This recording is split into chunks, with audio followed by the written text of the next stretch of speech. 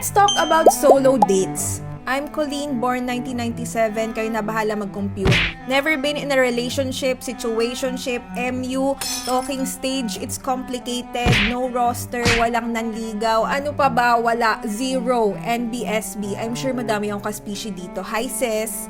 Sa lahat ng sinabi ko, sa lahat ng yon is maybe a reason why I got used to doing things on my own. Well, ito din kasi ako before. Nag-glow up lang. But that's another story. Nakakatuwa na ang daming nag-share ng solo dates nila ngayon here online. We should normalize. Hindi naman nakakahiya, hindi naman nakakatakot. Madami lang talaga opinion yung ibang tao. Alam mo, when it comes to solo dates, I think you need to have a certain level of unbotheredness. I just mind my own business. You get to decide for yourself kung anong trip mo, kung gaano kaaga or ka-late, kung gaano kalayo. No filter because it's just you. Somehow, I find solo dates or going out alone very therapeutic. Wala, kalma lang, ikaw yung main character for the whole day. I get to dress up, center myself, and process my emotions, which is a part of self-care. You take care of how you look, take care of your mental health, learn about yourself, both the pretty and the ugly parts. Inner work, which is very essential.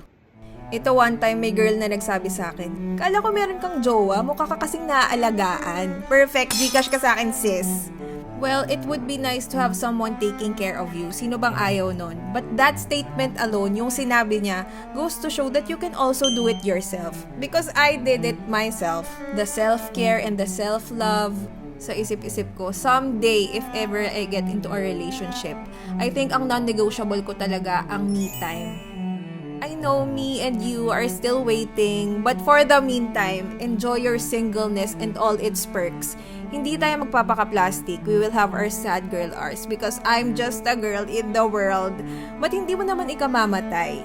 Focus on the things you have, your gifts, your hobbies. You will slay and you will be okay. Kaya this February, I encourage you to pour yourself some love. Ito na ang sign mo to go on that solo date. Magbihis ka na, kaya mo yan.